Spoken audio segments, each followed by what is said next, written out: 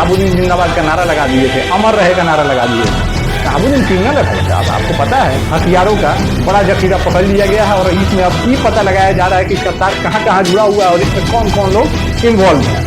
बिहार अधिकार यात्रा का अगर बात करना है तो उन्हें सबसे पहले ये लोगों को विश्वास दिलाना चाहिए कि उस सत्ता में आएंगे तो चारा चोरी जैसे इल्जाम उनके पिता पे लगा है उसको धो धा के पूछ पाछ के क्लियर करेंगे। इसमें हमारे पिताजी इन्वॉल्व है तो इस बात को हम दबा देंगे, इसमें हमारे चाचा इन्वॉल्व है तो इस बात को उछाल देंगे। ऐसा जय श्री राम दोस्तों, अभी कुछ दिन पहले हम लोगों ने देखा था कि राहुल गांधी और तेजस्वी यादव दोनों आदमी मिलके और वोटर अधिकार यात्रा निकाले थे और उसके समापन होने से पहले तक और समापन होने तक उस योजना का मां बहन करके पूरे बिहार में थू थू करा के खत्म किए थे।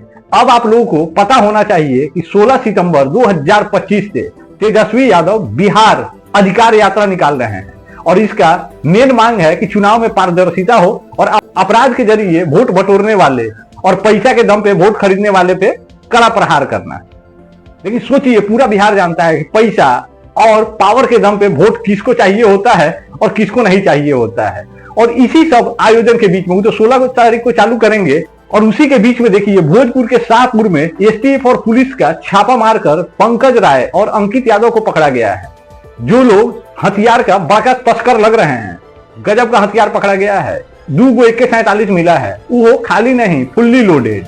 नाली बंदूक मिला है, देसी पिस्तौल 2 मिल गया है, रिवाल्वर, कट्टा, कार्बाइन जैसे बनावट का हथियार मिला है, 76 कारतूस मिला है, 5 मैगजीन मिला है, 3 मोबाइल फोन मिला है। खाली सोचिए कि अगर ये बाजार में उतर जाता, लोगों के हाथ में आ जाता तो सड़कों पे कितना खून खराबा होता और इससे कौन सा माहौल बनता, डर का माहौल बनता या खुशनुमा माहौल बनता। इस वोट में इसका क्या इस्तेमाल होता और कहां कहां होता, ये सब सोचने वाला बात है।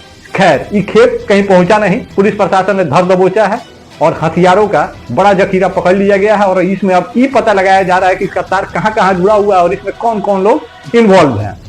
तेजस्वी यादव का ये यात्रा लोकतंत्र को बचाने का पुकार है और शाहपुर में देखिए कैसा कैसा सच्चाई उजागर हो रहा है।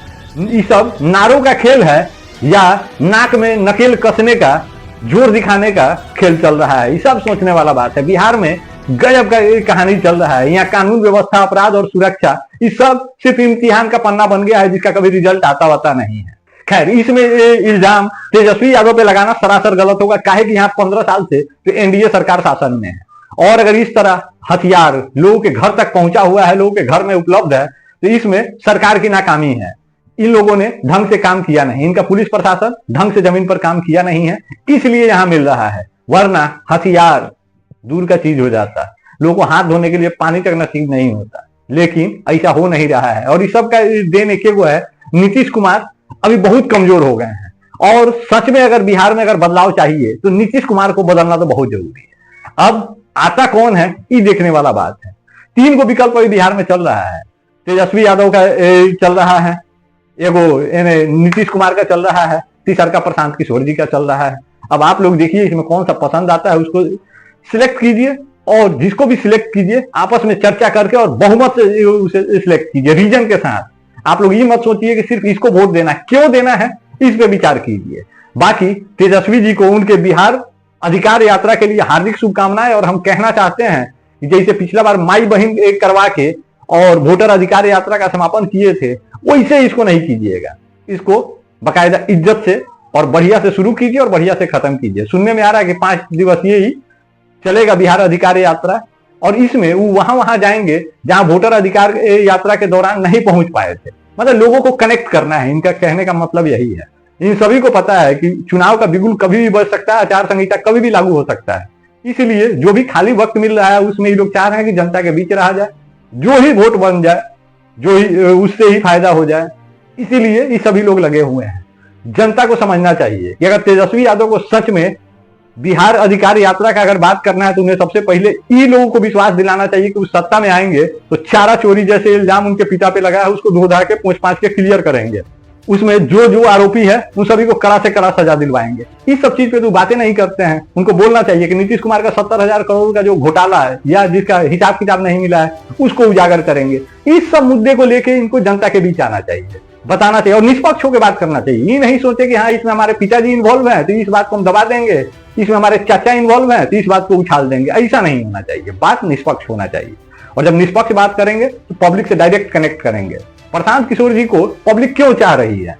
वो जो भी बात कर रहे हैं, चाहे सस्ता हो या महंगा हो, अच्छा हो या बुरा हो, डायरेक्ट, फिजिकल और ट्रूथ बात कर रहे हैं, सच्चाई पे बात कर रहे हैं, पब्लिक को सीधे कनेक्ट कर जा रहे हैं। पब्लिक देख रहेगा ना जी प्रशांत किशोर बात तो सही कह रहे हैं, जो है सो है।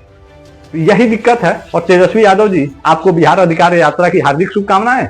दिल से अधिकार यात्रा कीजिए और बिहारियों को उनका उचित हक और अधिकार दिलाइए।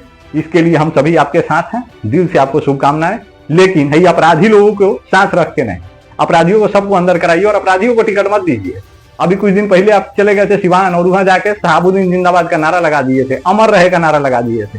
शहाबुद्दीन क्रिमिनल है भाई साहब, आपको पता है।